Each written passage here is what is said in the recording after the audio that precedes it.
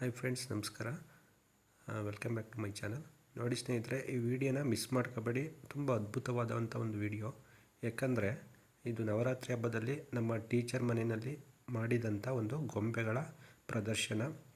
ಸುಮಾರು 100 ವರ್ಷ, 150 ವರ್ಷ, 200 ವರ್ಷದಿಂದನೂ ಕೂಡ ಅವರು ಕಾಪಾಡ್ಕೊಬಂದು, ಅವರ ತಂದೆ ತಾಯಿ ಕಾಲದಿಂದನೂ ಕೂಡ ಅದನ್ನು ಕಾಪಾಡಿಕೊಂಡು ಬಂದು ಅದನ್ನು ವಸ್ತು ಪ್ರದರ್ಶನವಾಗಿ ಇಟ್ಟಿದ್ದರು.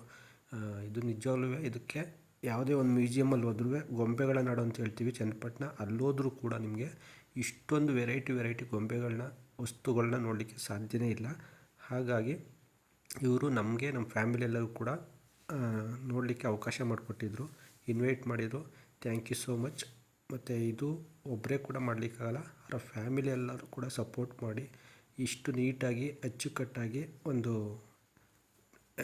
ಇಡಲಿಕ್ಕೆ ಹೆಲ್ಪ್ ಆಗಿದೆ. ಹಾಗಾಗಿ ಅವರಿಗೆ, ಆ ಫ್ಯಾಮಿಲಿ ಎಲ್ಲರೂ ಕೂಡ ಹೃದಯಪೂರ್ವಕ ಧನ್ಯವಾದಗಳು.